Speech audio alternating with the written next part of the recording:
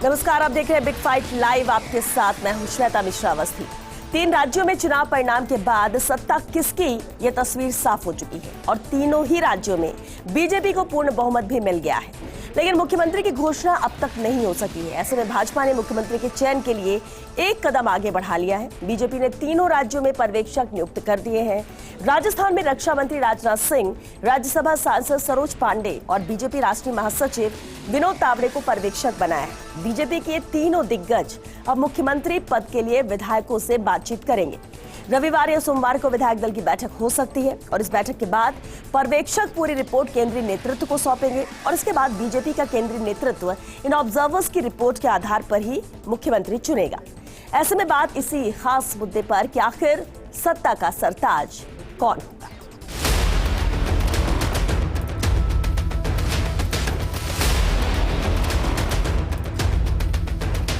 मत की पेटी से सरकार पैदा हो चुकी है, औपचारिकता बाकी है।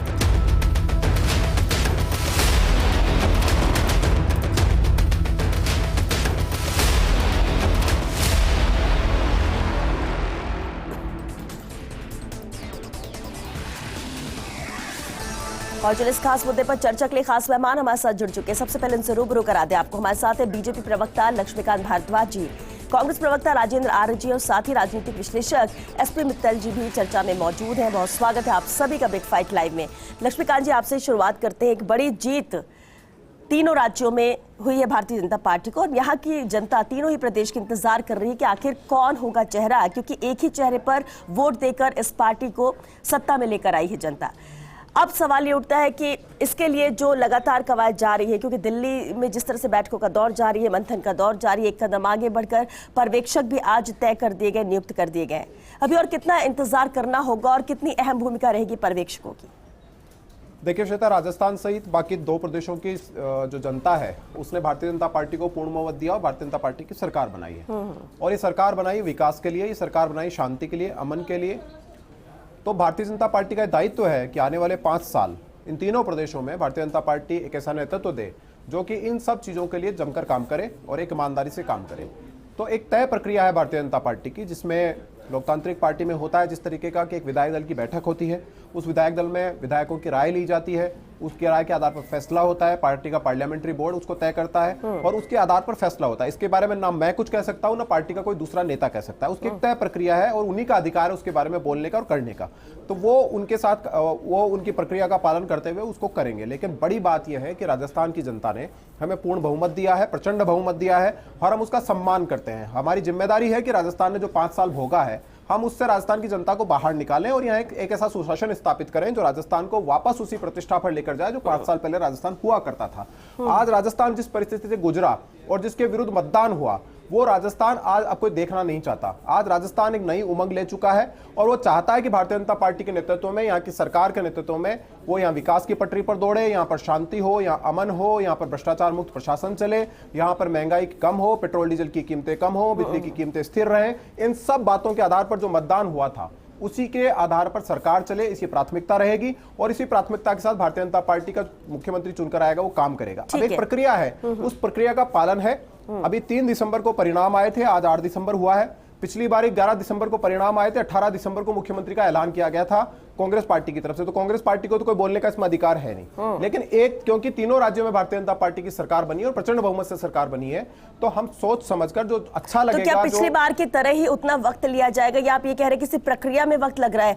किसी तरह का कोई पेच नहीं है, किसी से कोई उलझन नहीं है, कोई बगावत कर देगा ऐसा कुछ भी नहीं है? क्या ऐसी कोई तस्वीर है या फिर ये सामान्य प्रक्रिया है और उसमें इतना वक्त लगता है और वही वक्त लग रहा है? देखिए श्वेता, आप भी जानती हैं और सब लोग जानते हैं कि भारतीय जनता पार्टी में चाहे विधायक दल अपने मुख्यमंत्री का चयन हो, चाहे नेता प्रतिपक्ष का चयन हो, उसकी एक प्रक्रिया है और वो प्रक्रिया उसी तरीके का उसका पालन होता है। हमारा विधायक दल एक नेता का चयन करेगा, पार्टी का पार्लियामेंट्री बोर्ड उसको डिसाइड करेगा और उसके बाद में मुख्यमंत्री मिल जाएगा। 5 दिन हुए चुनाव परिणाम, आज 5वां दिन है। तो इतना कोई विलंब नहीं हुआ है कि उसके बारे में कहा जाए। किसी भी पार्टी की सरकार हो, किसी भी राज्य में हो, लगभग इतने दिन लगते हैं। लेकिन जहां पर कोई छोटा प्रदेश हो जहां पर कभी कभी किसी की सरकार तेलंगाना में तो हुआ ना, तेलंगाना में कहा कोई छोटा प्रदेश हो और कांग्रेस, क्योंकि वहां तो एक ही परिवार को तय करना होता है, उनकी मर्जी चलती है तो वो उन्होंने जिसके सर पर हाथ रख दिया उसको सरपंच बना दिया। लेकिन ये तो जनता की सरकार है। ठीक है, यानी आप ये कह रहे हैं कि प्रक्रिया है और जिस तरह से पूरी प्रक्रिया होती है और उस प्रक्रिया में वक्त लगता है, वही वक्त यहाँ पर लग रहा है। राजेंद्र आर्य जी, देखिए इंतजार अगर प्रदेश की जनता को है, बीजेपी को खुद भी है कि जल्दी नाम तय हो जाए और उसके बाद कमान सौंपी जाए, सरताज कौन है राज्य का और वो काम करना शुरू करे, क्योंकि बहुत सारे वादे हैं जो पूरे करने हैं इस राजस्थान की तस्वीर बदलने के बाद जो बीजेपी ने की थी। कांग्रेस कैसे देखती है, क्योंकि ये तो ठीक कहा इन्होंने कि 11 तारीख को शपथ परिणाम आने के बाद 17 को नाम का ऐलान हुआ, फिर शपथ हुई, वक्त तो उतना लगा था और बहुत चर्चाओं में भी था पिछली बार के शपथ ग्रहण से पहले का ये जो वक्त था। राजेंद्र आर्य जी, इस बार जो भी वक्त लग रहा है वो प्रक्रिया के तहत है, कांग्रेस इसे कैसे देखती है? देखिए श्वेता जी, वैसे तो भाजपा का ये विशुद्ध अंदरूनी मामला है, इसमें हमारा कोई मतलब है नहीं इसमें कुछ कहना। लेकिन ये तय बात है कि जिस तरीके से भाजपा अपने आप को एक अनुशासित और कैडर बेस्ड पार्टी बताती है, जिस तरीके से मीडिया के माध्यम से भी जो हम कयास सुन रहे हैं, ये मतलब एक राजस्थान की जो प्रदेश की जो मतदाता हैं जिन्होंने एक डिसाइसिव मैंडेट दिया, तो उस मैंडेट का इनको समय रहते सम्मान करना चाहिए और उसके हिसाब से इनको तय प्रक्रिया जितना जल्दी हो सके पूरा करके ये एक अच्छी सरकार दे। वो तमाम वादे जो इन्होंने किए थे और उन वादों पे काम करें, क्योंकि एक एक दिन महत्वपूर्ण होता है। आप देखिए प्रधानमंत्री जी कई बार कहते हैं कि नहीं साहब मैं तो मेरा एक एक घंटा है, आज 5 दिन हो चुके हैं, आज पर्यवेक्षकों की नियुक्ति हुई है, कोई बात नहीं जैसे भी की, लेकिन एक पार्टी की आप सत्ता में आए, आपकी एक जवाबदारी है, आपको जल्दी से जल्दी ये जो मतलब अनिश्चितता है प्रदेश की, जिस तरीके की मीडिया के माध्यम से हम खबरें देख रहे हैं उसमें जो भी आ रहा है तो उससे वो कोई अच्छी बात नहीं है उसमें, मतलब और निश्चित रूप से मतलब राजस्थान की जनता ने इनको मैंडेट दिया, तो मैंडेट के अनुसार इनको जल्दी से जल्दी आकर क्या लग रही है? आपने कहा अच्छी बात नहीं है, ये इतना वक्त लग रहा है। भाई अच्छी बात ये जितना ज्यादा समय लगेगा उतना इसके लिए बुरा है, प्रदेश के लिए बुरा है, क्योंकि एक एक दिन महत्वपूर्ण है। क्योंकि आज आप सरकार में आए हैं तो सरकार की कमान आप संभालें और जो भी आपने वादे किए हैं या जो भी आपने ऐलान किए हैं, आपने अपने संकल्प घोषणा पत्र के माध्यम से जो भी बातें की है उनको आप लागू कीजिए ना आने वाले समय में। हम तो चाहते हैं कि अब आप डबल इंजन की सरकार कहते हैं तो निश्चित रूप से राजस्थान को भी आप उस तरीके से आर्थिक रूप से सक्षम बनाए जिस तरीके से मतलब केंद्रीय योजनाओं के माध्यम से जो पैसा लगातार कटा और वो अब नहीं कटना चाहिए। और अच्छी बात है राजेंद्र जी, कम से कम आप ये मान तो रहे कि एक एक दिन महत्वपूर्ण है। पिछली कार्यकाल में भी सरकार अगर इस बात पे भी ध्यान देती तो बहुत दिन थे जो कि बर्बाद हुए, जो वेस्ट हुए। हालांकि सरकार के लिहाज से तो वो इन्वेस्ट कर रही थी, लेकिन फिर भी जनता के लिहाज से वो ठीक नहीं थे। एसपी मित्तल जी भी हमारे साथ बने हुए। एसपी मित्तल जी, सबसे अहम ये है कि देखिए अब विधायक दल की बैठक की तैयारी यहाँ पर जारी है, पर्यवेक्षक नियुक्त कर दिए गए हैं। वो चेहरा कौन होगा, क्योंकि जब तक एक चेहरा वो जो कमान संभालेगा राजस्थान की और साथ ही मध्य प्रदेश छत्तीसगढ़ की, वो तस्वीर साफ नहीं होती, तब तक कयासों का बाजार गर्म रहेगा कि इस पर इसके सर सहरा सज सकता है या फिर ये ताज पहन सकता है सीएम का। क्या आपको नजर आता है? और ये जो प्रक्रिया लग रही है, क्योंकि इसमें कई तरह की बातें हो रही हैं कि शायद एक नाम पर सहमति नहीं बन पा रही है या कोई बगावत कर सकता है या किसी को नाराज नहीं करना है, सब साथ मिलकर चले, सहमति दे और उसके बाद इस एक नाम पर सहमति बन जाए, इस कोशिश कवायद में भी ये वक्त लग रहा है। आपका एनालिसिस क्या कहता है?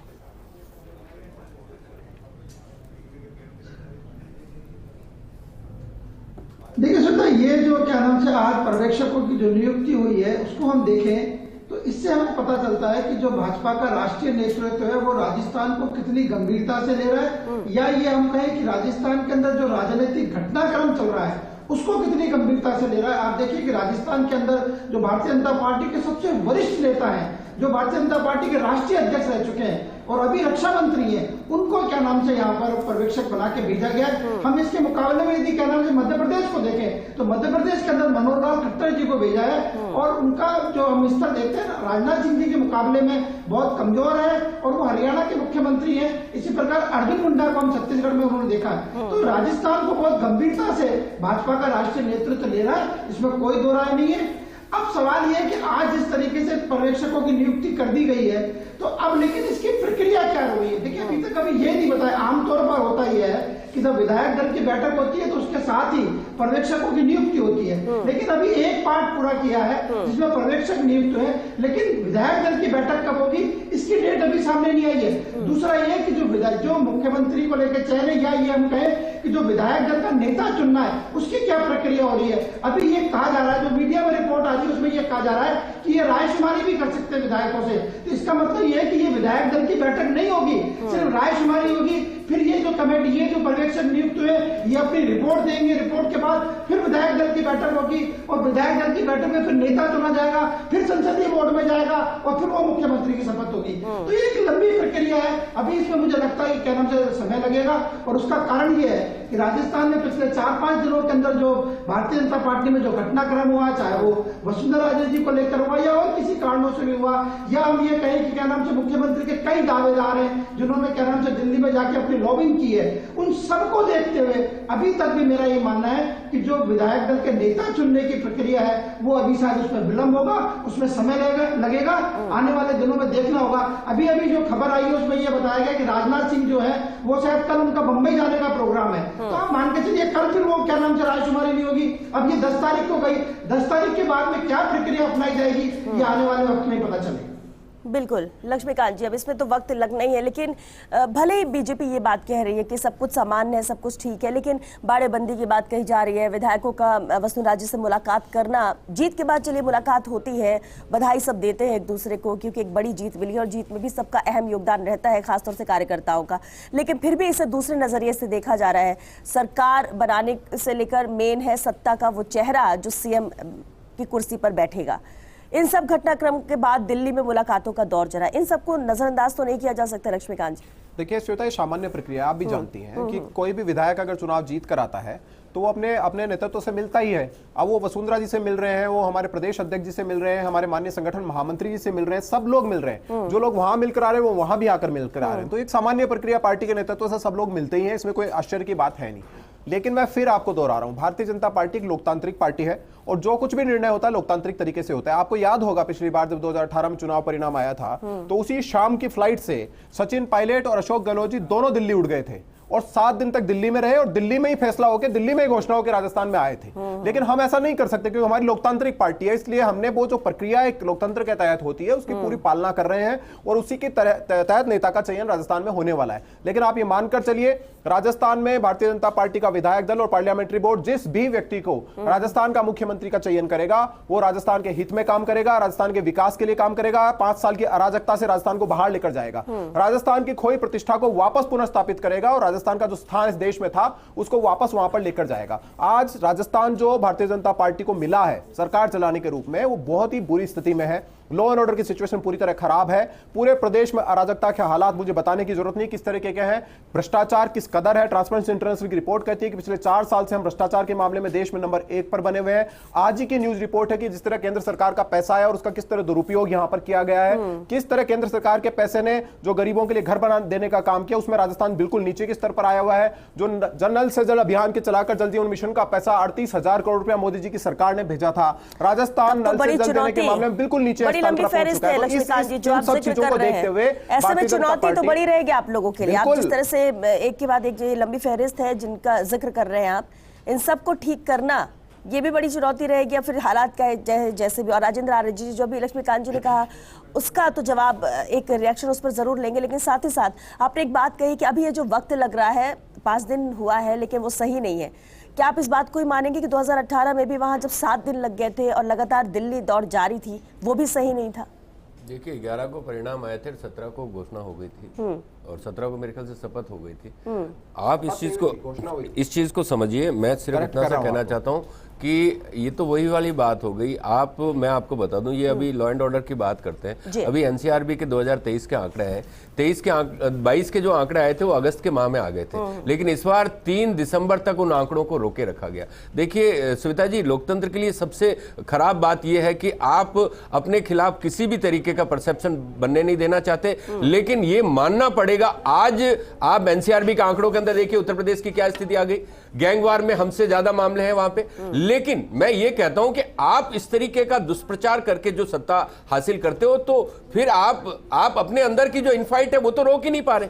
आपको अपने अंदर जो आपस में आपकी सिर फटवल मची है, या एक दूसरे को लॉबिंग हो रही है, या जो आपकी बाड़ेबंदी हो रही है, इंटरनल हो रही है, या जिस तरीके से दिल्ली में हम देख रहे हैं चीजों को, अरे भाई आप उन चीजों पे मतलब आप बार बार ये आप कहते हैं अब मेरा झूठ सबसे मजबूत, हर तरीवार झूठ बोल बोल के आप मतलब लोकतंत्र का चीरहरण करते हैं, लोगों को गुमराह करके चुनाव जीतते हैं। राजेंद्र जी, आप ये कह रहे हैं लॉबिंग चाहिए, मैं कह रहा हो रही है। मुझे एक बात बताइए, एनसीआरबी के आंकड़े 3 दिसंबर तक क्यों रोके गए? इस बात की जवाबदेही किसकी, आप बताइए मुझे। आज जो आंकड़े अगस्त के माह में आने चाहिए उनको आपने वहां तक रोका, और आज लोगों के मन में जो आशंकाएं हैं उन आशंकाओं का निवारण कौन करेगा? देश के सामने वो तमाम मुद्दे हैं जो चाहे रोजगार को लेकर हो, चाहे महंगाई को लेकर हो, उन मुद्दों पे आप विमुख हो गए और आपने कहा नहीं साहब, हमें बदनाम करने के लिए आप कभी ध्रुवीकरण की बात करते हैं, कभी आप इस तरीके से, मतलब आपने इस देश का लोकतंत्र का, देश का जो राजनीतिक माहौल है ना, जो आपने जिस तरीके से खराब किया है, उसका समय आने पे इनको भुगतान करना पड़ेगा। इसका देखिए, पाप का घड़ा एक ना एक दिन फटता है। आप जितना झूठ बोलेंगे एक ना एक दिन वही झूठ आपके सामने फूट के सामने आएगा, तब आप कहीं के भी नहीं रहेंगे। ये मैं फिर कह रहा हूं आपको। तो यही बात बीजेपी कांग्रेस के लिए कहती है, नहीं, झूठ बोलने को लेकर, मुद्दों को लेकर, राजनीतिक तौर पर नहीं। देखिए जनता, हाँ बिल्कुल ठीक है, एनसीआरबी का आज एनसीआरबी के आंकड़े अगर अगस्त माह में जारी हो जाते तो क्या राजस्थान के खिलाफ जवाब ले लेते आपने अपराध का परसेप्शन बनाया बन पाता? मैं देता हूं ठीक है, ये तो सही जवाब ले। एनसीआरबी के डाटा को साइड में रख दीजिए। राजस्थान, मैं बताता हूं क्यों, मैं बताता हूं महाराज क्यों रख दीजिए। नहीं रखना। राजस्थान पुलिस की एक वेबसाइट है, राजस्थान के डीजीपी की वेबसाइट है, जो हर महीने अपराध के आंकड़ों को अपडेट करती है। उस वेबसाइट पर आप जाइए, पिछले 5 साल का अगर आप टोटल करेंगे तो 11 लाख से ज्यादा आपराधिक घटनाएं राजस्थान में घटित हुई हैं, और 2 लाख से अधिक महिला अत्याचार के मुकदमे, 35,000 से ज्यादा दुष्कर्म की घटनाएं। इन्होंने कहा उत्तर प्रदेश में हमसे ज्यादा है। अरे भाई साहब, उत्तर प्रदेश आज से 10 साल पहले कैसा था? उत्तर प्रदेश आज से 10 साल कैसे कैसा था? अरे भैया, एनसीआरबी का डाटा इंतजार करेगा इस बात का। 15 साल की बेटी के साथ दुष्कर्म करके उसको टुकड़े टुकड़े करके भट्टी में जला दिया, टुकड़े टुकड़े करके भट्टी में जला दिया, उसका एनसीआरबी का इंतजार करेगा। बेटी को 15 साल की उम्र रेप करके मार के पिसाब डाल के गोली मार के पूरा पटक रख दिया। अरे कांग्रेस जैसी भ्रष्ट निकृष्ट और अराजक सरकार को जवाब दे दिया जनता ने। अब तो शर्म करो, अब तो शर्म कर लो। जनता ने जवाब दे दिया, जनता ने जवाब दे दिया, सुपड़ा साफ कर दिया तीनों राज्यों में। अरे बेटियां एनसीआरबी का डाटा का इंतजार करेगा क्या? एनसीआरबी का डाटा तो कहता है, एनसीआरबी का डाटा देखो, मैंने जैसे इनकी राजेंद्र जी सुनिए, लक्ष्मीकांत जी एक मिनट, लक्ष्मीकांत जी एक मिनट,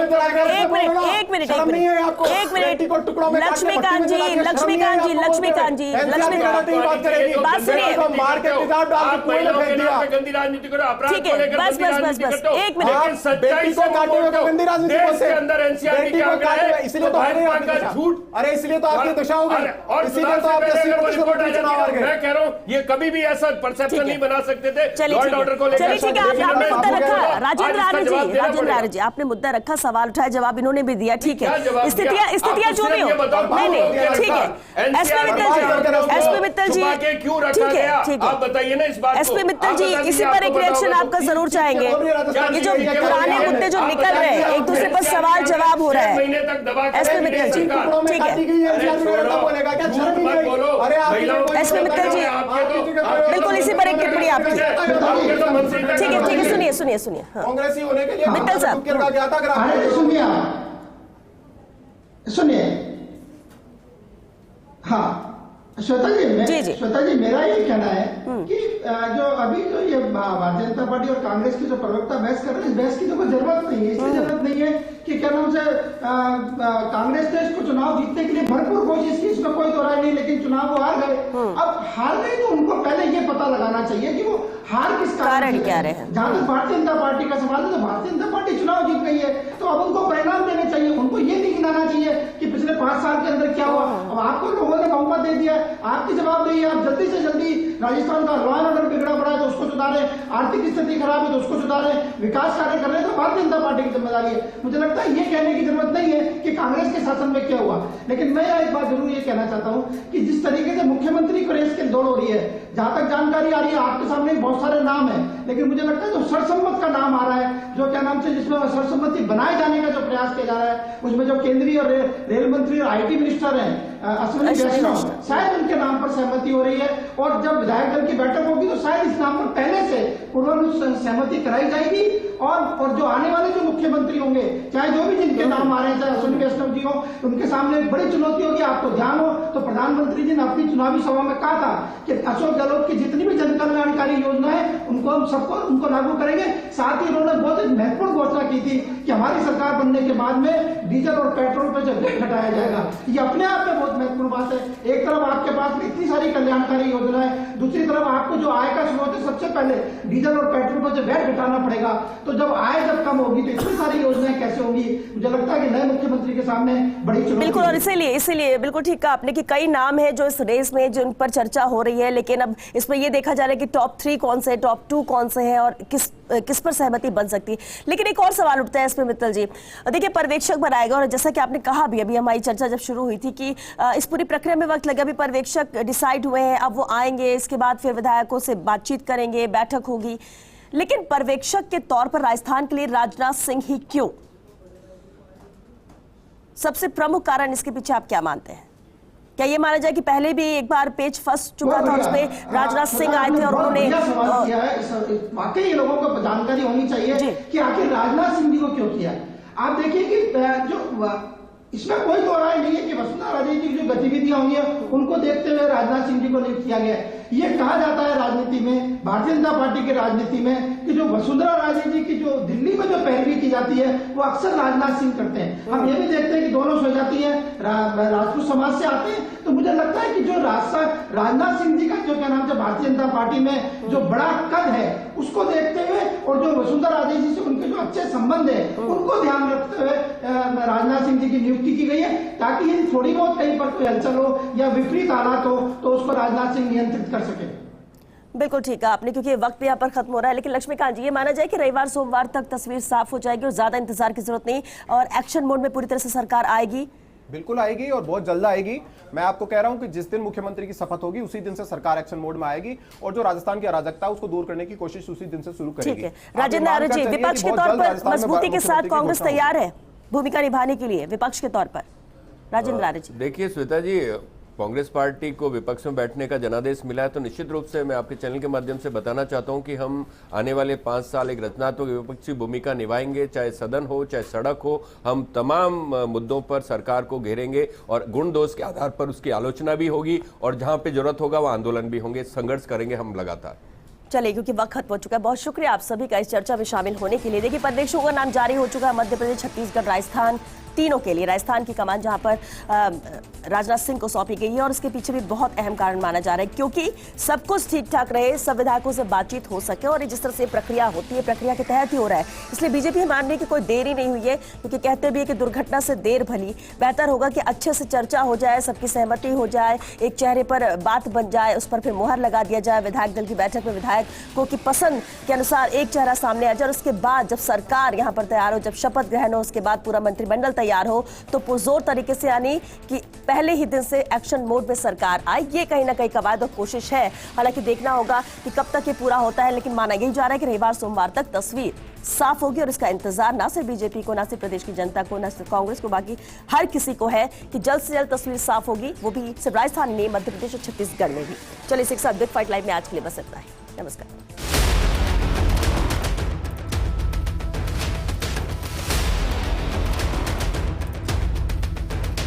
मत की पेटी से सरकार पैदा हो चुकी है, औपचारिकता बाकी है।